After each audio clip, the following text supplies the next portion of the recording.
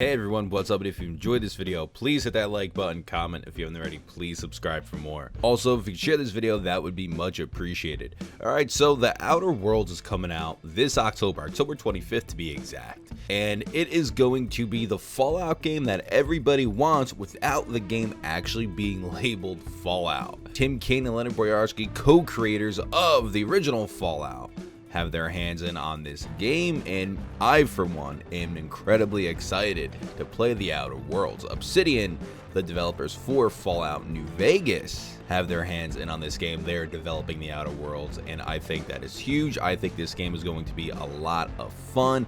Like I said, it's going to be the Fallout that people have been wanting, but it just won't be called Fallout. It will be called something completely different, The Outer Worlds. Now, along with it being released on the PC, Xbox One, and PlayStation 4, The Outer Worlds is going to be getting a Nintendo Switch release. Now, this is incredibly interesting. I think this is huge news. This is great news.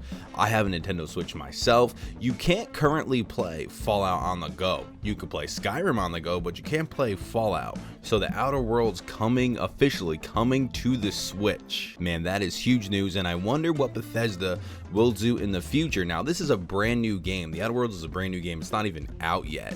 And Bethesda has said they have no plans on porting Fallout 4 to the Nintendo Switch.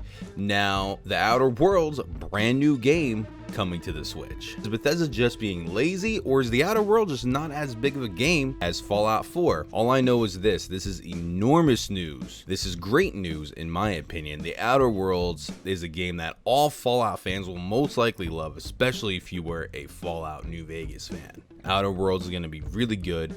I can't wait for it.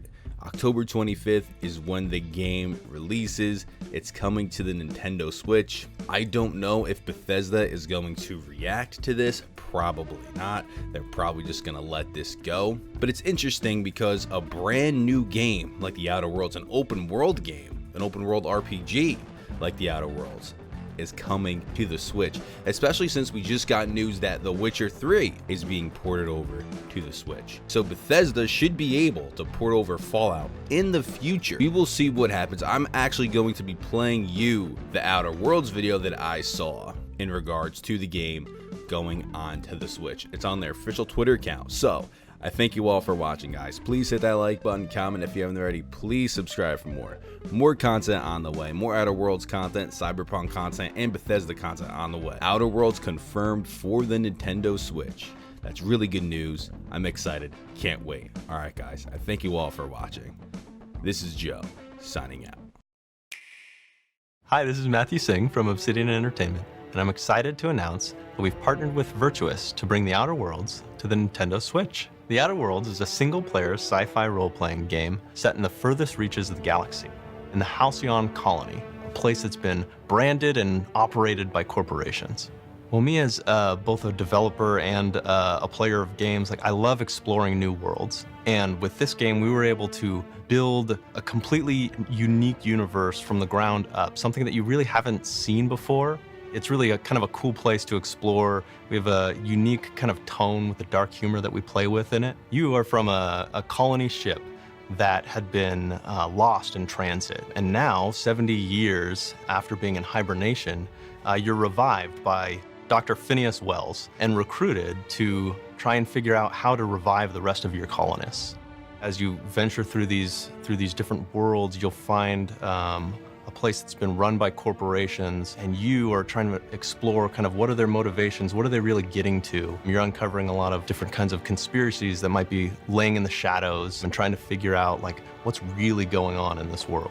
At Obsidian, we really value player choice and consequence. That's something that we really spend a lot of time on for our games, and The Outer Worlds has a lot of it all the way through. We really want the player to be able to drive the storyline of the game, and we do that by allowing you to have ultimate flexibility. We really like to play in kind of a morally gray area. We really don't have a whole lot of binary kind of good-bad choices in this game. So every action you might think is good is gonna have some other consequences. And so you're constantly looking at things and, well, if I give this thing to this faction, what is it going to do to the rest of the world? So we express that in a lot of ways in our games through the factions that you meet, the characters and companions that you take with you. All of them are kind of responding to your choices. We have a number of companions that you'll find throughout the world.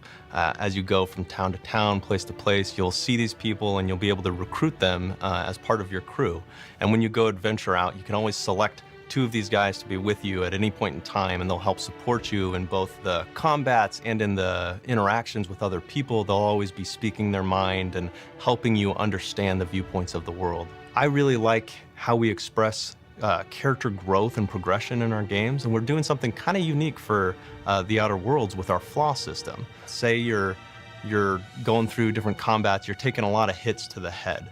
Well, eventually, the game will be kind of monitoring what you're doing and offer you a flaw to say like, okay, would you like to take a permanent concussion? You might even have a harder time as you're taking hits to the head, but you'll get an additional perk that you can use to grow your character in another realm.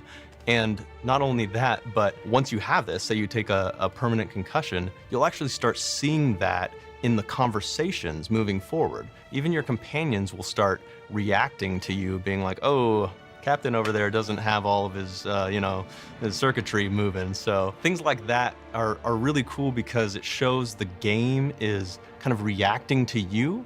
And it's another way of role-playing where you can start building your character through the actions, and the world is kind of responding to you. And we're looking for those types of things. It's a type of character growth that we haven't really seen a lot of before. I'm super excited about this coming to the Switch because it kind of blends 2 of my passions. I've been a lifetime Nintendo fan ever since I was 3. I've had the NES all the way through every single console and every single handheld. And yeah, I mean, I love role-playing games, to be honest. I've been working on role-playing games for over a decade now, and I'm super excited to be able to take the type of experience that we have and be able to finally play it like on a handheld platform. Today we can play a full experience on the go, anywhere you want. And something like the Outer Worlds, I mean, hopefully we can find a new audience for people that may not have even had these types of experiences before.